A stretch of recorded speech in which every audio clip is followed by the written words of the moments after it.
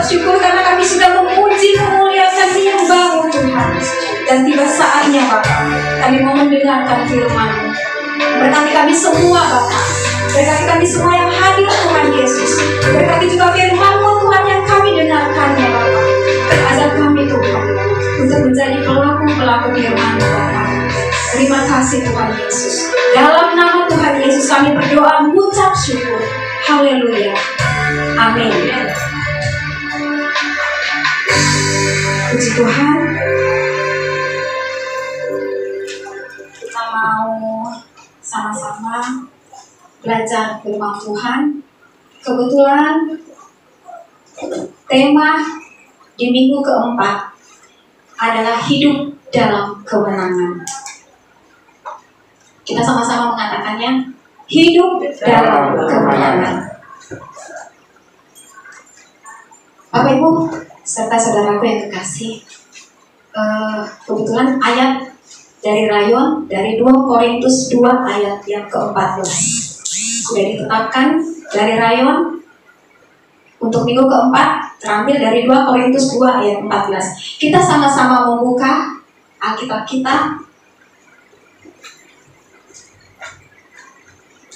atau sama-sama membaca 2 Korintus 2 ayat 14. 2, 3. Tetapi syukur bagi Allah yang dalam Kristus selalu membawa kami di jalan kemenangannya. Puji Tuhan. Bapak Ibu serta saudaraku, kitab 2 Korintus ditulis oleh Rasul Paulus di saat dia berada di Makedonia pada saat itu. Dan salah satu tujuan Rasul Paulus menulis kitab ini adalah untuk mengungkapkan rasa syukurnya kepada Allah yang selalu memberi kemenangan demi kemenangan di dalam kehidupannya. Dan saya percaya kita semua sebagai anak Tuhan, tentunya kita semua ingin hidup kita selalu dalam kemenangan. Amin. Amin. Amin. Puji Tuhan. Dan Tuhan Yesus juga ingin agar kita bukan hanya mengalami kemenangan, tetapi kita hidup di dalam kemenangan. Tuhan tidak mau kita hanya mengalami kemenangan. Kalau mengalami kemenangan artinya ada kalanya kita menang, ada kalanya kita kalah. Tetapi kalau kita hidup di dalam kemenangan, berarti kita terus-menerus mengalami kemenangan. Kehendak dan anugerah dari Allah Bapa adalah semua anak-anak Tuhan senantiasa hidup dalam kemenangan.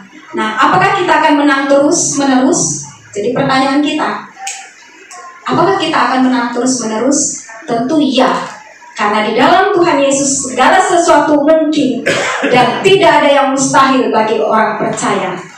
Next, kita salah satu contoh kemenangan di dalam Kristus adalah yang pertama, kemenangan di dalam Kristus adalah kemenangan di dalam roh.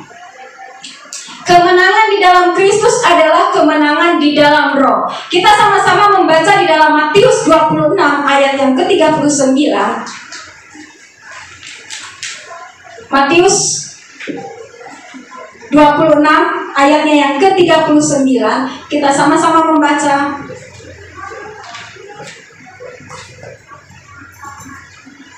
Dua, tiga. Maka ia maju sedikit lalu sujud dan berdoa. Katanya, ya Bapakku, jikalau sekiranya mungkin, biarlah cawan itu lalu daripadaku. Tetapi janganlah seperti yang ku kehendaki, melainkan seperti yang engkau kehendaki. Dikatakan yang pertama, kemenangan dalam Kristus adalah kemenangan dalam roh. Yang pertama Tuhan Yesus lakukan adalah Tuhan Yesus tidak menyerah dengan penderitaan yang harus ia alami untuk menebus dosa kita, tetapi sepenuhnya ia menyerahkan hidupnya kepada kehendak Allah Bapa di surga. Menjadi pertanyaan kita semuanya, saya dan saudara, saya dan Bapak Ibu, sudahkah kita menyerahkan sepenuhnya hidup kita kepada Tuhan, atau kita maunya kita tidak mau menyerahkan hidup kita kepada Tuhan? Saya mau begini Tuhan, saya mau begini Tuhan, saya mau begini, saya mau ini Tuhan, tanpa kita melibatkan Tuhan dalam hidup kita. Saat ini, kalau kita mau mengalami kemenangan dalam Kristus, kita mau menyerahkan hidup kita dalam tangan Tuhan.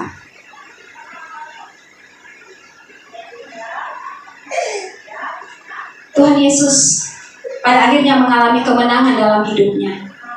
Dia bangkit dari kematian dan naik ke surga, duduk di sebelah kanan Allah Bapa. Walaupun dia mengalami berbagai masalah, dia dianiaya, sebetulnya dia bisa saja mengatakan kepada Bapaknya, lakukan cawan ini, tetapi biarlah kehendak-Mu yang jadi Bapa. Dia menyerahkan kehendak Bapa yang jadi. Sejauh mana kita menyerahkan hidup kita kepada Tuhan?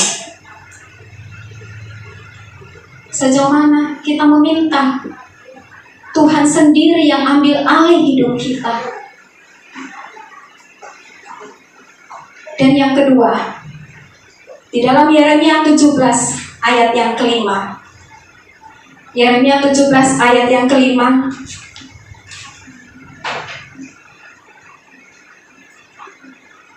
Demikian firman Tuhan.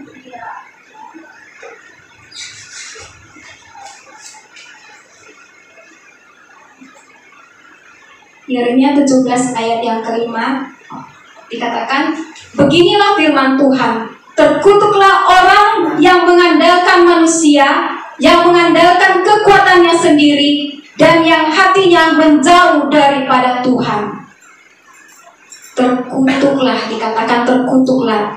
Jadi yang kedua dikatakan kalau kita mau mengalami kemenangan dalam Kristus, mau bergantung sepenuhnya kepada Tuhan, tidak bergantung kepada manusia, tidak bergantung kepada kehebatan kita, tidak bergantung kepada kekayaan kita, tidak bergantung kepada jabatan kita, tidak bergantung kepada kemampuan kita, tetapi kita mau bergantung sepenuhnya kepada Tuhan.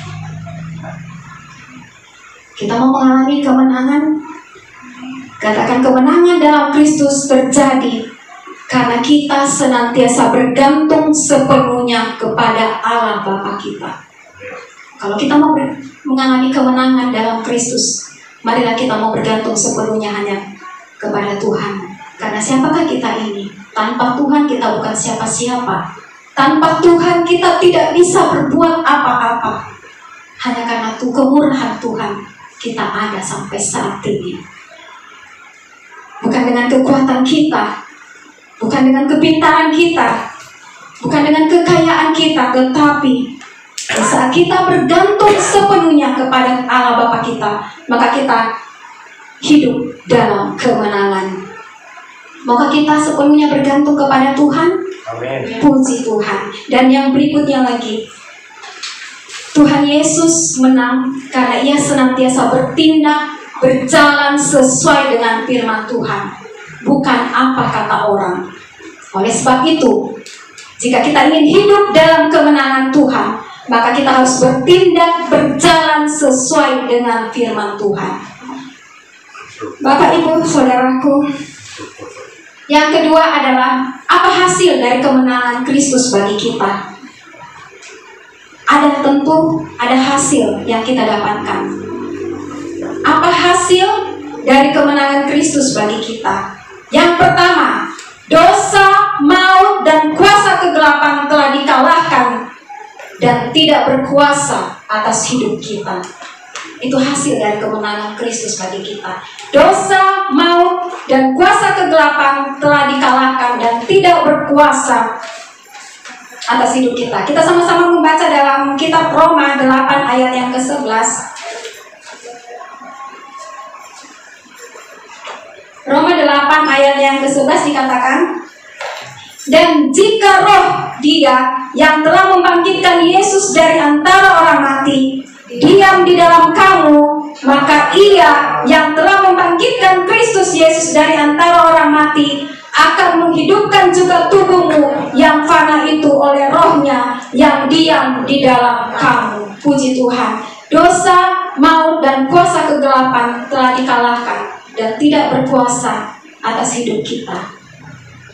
Saya mau bersaksi, sebetulnya saya malu untuk mau bersaksi, tapi saya terus digerakkan terus. Tadi saya nggak mau bersaksi karena saya malu untuk bercerita, tapi saya nggak tahu, saya harus bersaksi. 3 minggu yang lalu, nggak tahu kenapa pulang gereja, saya ingin sekali berdoa sama mereka, sama Mama Jessica, sama Berti. Akhirnya saya undang mereka berdoa bersama-sama di rumah. Singkat cerita kami berdoa, ya di situ kami bilang kita mau doa peperangan. Akhirnya kalau nggak salah 3 minggu yang lalu, pas hari Minggu juga. Nah, kami doa. Nah, singkat cerita, malamnya saya nggak bisa tidur. Saya pikir hanya saya, ternyata mereka pun juga demikian, nggak bisa tidur. Berapa hari kemudian, saya panas. Tangan ini nggak bisa digerakkan, tangan kanan ini tidak bisa digerakkan. Terus saya hanya berdoa. Saya pikir saya masuk angin karena tidak bisa tidur. Udah dikerokin, udah diurut, udah diapa semuanya, kok makin sakit. Tiba-tiba minta maaf. Tiba-tiba di ini saya ada kayak benjolan besar daripada telur puyuh. Saya nggak tahu kenapa tiba-tiba muncul, tangan nggak bisa digerakkan. Saya pikir kalau benjolan begitu kan dari kecil, ini kok tiba-tiba besar, tapi yang satu tidak, yang kanan. Di saat itu wah ini udah nggak benar ini. Itu kayaknya sudah mau sekitar 4 hari. Saya bilang, Pak, kok semakin sakit ya? Kan, ayo kita ke dokter, kita periksa. Tapi ada suara, jangan bergantung kepada obat. Sedikit-sedikit kamu minum obat, pusing sedikit kamu minum obat. Kamu vertigo minum obat. Setiap hari pasti kamu minum obat. Akhirnya saya lawan, saya nggak mau. Terus kebetulan dia pulang malam, saya hanya berdua David. Saya panggil adik, bantu mama doa. Mama kenapa? Bantu mama doa dek. Kami berdoa. Benjolan itu besar, lah kok makin sakit, makin gede sekali. Saya pegang, kok tiba-tiba ada Tuhan. Terus saya ambil minyak urapan. Saya berdoa, saya ambil minyak urapan. Saya olesin. Terus kami doa, saya berdoa dengan David, saya berdoa. Tiba-tiba saya rasakan suatu panas sekali, nggak kuat saya. Tuhan, saya nggak kuat. Tapi Tuhan, saya pasti menang. Tuhan, saya menang. Saya katakan seperti itu. David pun juga kalau dia seperti itu berarti ada sesuatu. Nah, kami doa. Singkat cerita selesai, kami nggak rasakan, tapi ya lumayan ini juga lama juga. Papanya pulang, langsung David tiba-tiba, Papa begini, ya Pak, tolong Pak, rumah dikasih minyak urapan lagi Pak, rumahnya. Emang kenapa? Ya cepat Pak, kasih semua minyak urapan lagi rumahnya. Mama udah diserang lagi. Nah, besok Tuhan, saya percaya, saya pasti menang. Saya pegang, aduh Tuhan masih ada. Sore malam puji Tuhan hilang. Saya percaya, kalau mujizat terjadi dalam hidup saya, Bapak Ibu pun juga akan pasti mengalami mujizat. Saat ini Tuhan Yesus sudah mau datang. Tanda-tanda Pentakosta itu sudah akan terjadi. Makanya iblis saat ini sedang lempur-lempurnya untuk mau menjatuhkan kita, untuk mau mengecokkan iman kita. Bukan berarti kita semakin dekat sama Tuhan, semakin tidak ada ujian, semakin tidak ada persoalan. Tetapi justru di saat kita semakin dekat sama Tuhan, Tuhan semakin ingin menguji kita supaya kita timbul seperti emas murni. Bapak Ibu, Allah Bapa mengutus Roh Kudus turun ke lembah kematian, mau dikalahkan. Dia membangkitkan Tuhan Yesus dari antara orang mati, dan Roh yang sama akan memampukan kita untuk menang atas dosa, maut, dan kuasa kegelapan. Dalam Tuhan kita pasti menjadi umat-umat yang pemenang. Allah yang telah membangkitkan Kristus dari kuburannya akan membangkitkan kita juga dan akan menghidupkan kita juga. Dan yang kedua, hasil dari kemenangan Kristus bagi kita, yang kedua, kita mendapatkan kehidupan kekal bersama dengan Allah Bapa di surga. Dalam Wahyu 2 ayat yang ke-7 dikatakan,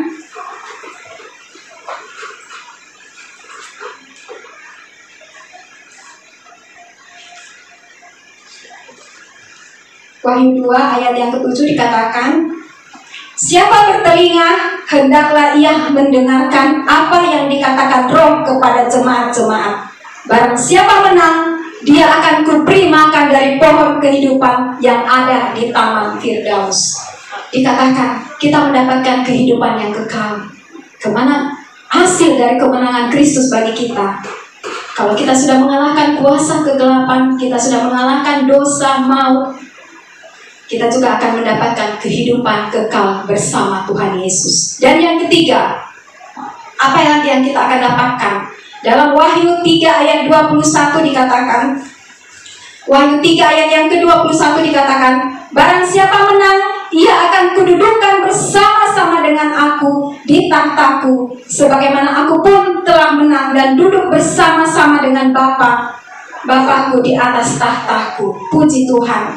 Bukan kita hanya sebagai kita bisa mengalahkan kuasa kegelapan, kita juga diberikan kehidupan kekal, tetapi kita pun akan memerintah bersama-sama dengan Tuhan Yesus. Puji Tuhan, luar biasa kemenangan Kristus bagi kita. Jika kita menang di dalam Tuhan, maka kita bukan hanya menikmati kemenangan, tetapi kita ikut memerintah bersama-sama dengan Tuhan Yesus.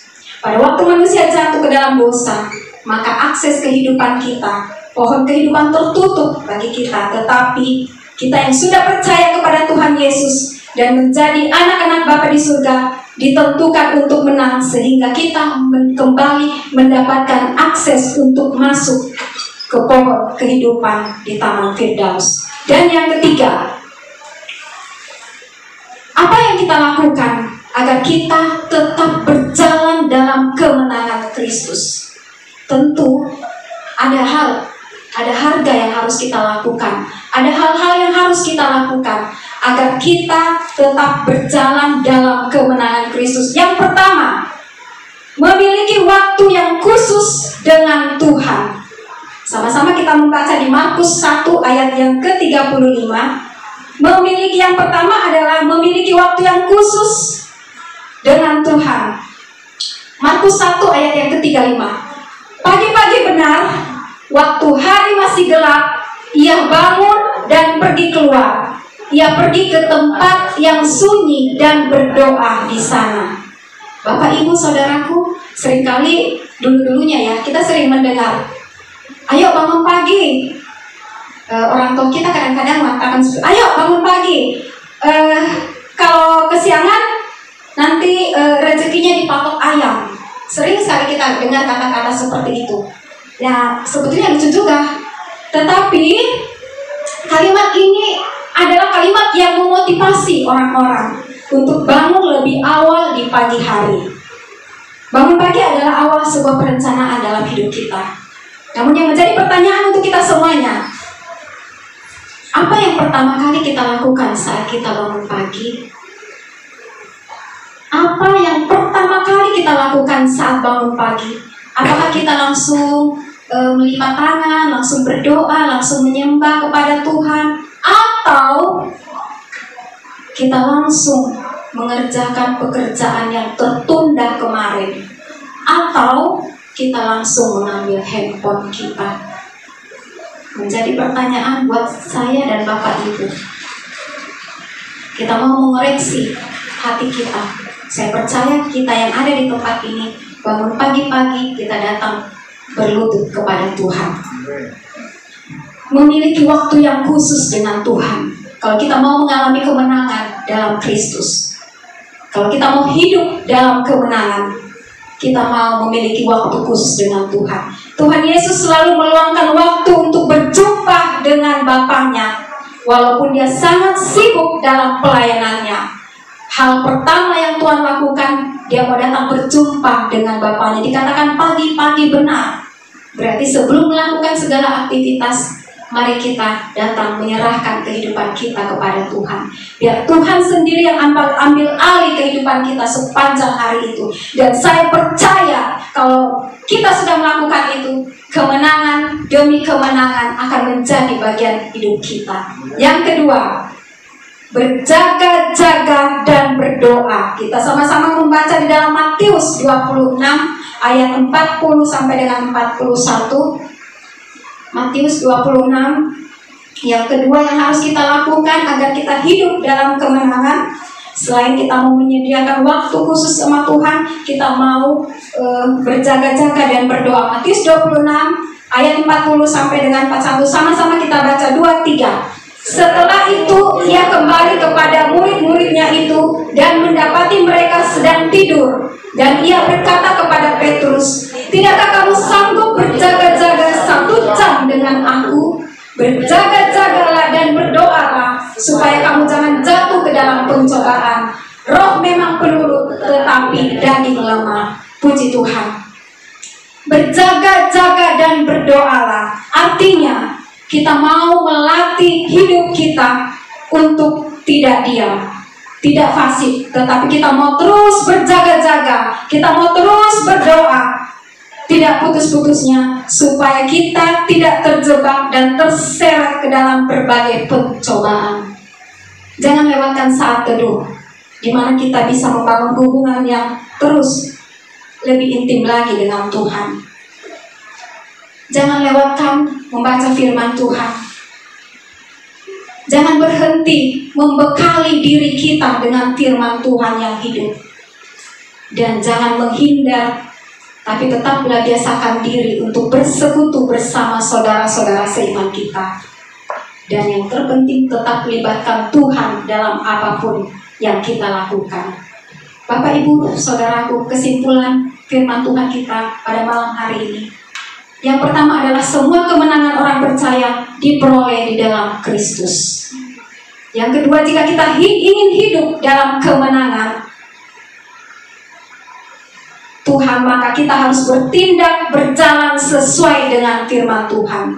Dan yang ketiga, jika kita menang di dalam Tuhan, maka kita bukan hanya menikmati kemenangan, tetapi kita ikut memerintah bersama-sama dengan Tuhan Yesus. Mari kita senantiasa berjaga-jaga dan berdoa, maka roh kita akan senantiasa terhubung dengan Tuhan. Jika kita terus terhubung dengan Tuhan, maka Roh Kudus akan menuntun kita dalam jalan kemenangan Kristus dan hidup dalam kebenaran firman Tuhan. Bapak, Ibu, mari luangkan waktu untuk saat teduh bersama Tuhan, agar engkau hidup dalam kemenangan. Tuhan Yesus memberkati. Kita bersatu dalam doa. Bapa Surgawi, dalam nama Tuhan Yesus, segala puji, hormat, syukur hanya bagi-Mu Tuhan, atas kasih kemurahan penyertaan Tuhan dalam hidup kami, Bapa.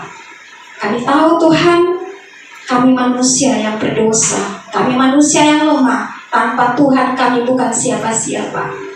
Terima kasih atas firman-Mu mengajarkan kepada kami untuk kami senantiasa memberi waktu saat teduh bersama dengan Tuhan. Untuk kami senantiasa selalu berserah, bergantung hanya kepada-Mu, agar kami mengalami hidup dalam kemenangan. Terima kasih Tuhan Yesus, berkati kami semua yang hadir, berkati semua jemaat-jemaat-Mu yang hadir. Ajar kami Tuhan untuk kami sebagai pelaku firman-Mu. Terima kasih Tuhan Yesus. Dalam nama Tuhan Yesus kami berdoa mengucap syukur. Haleluya. Amin.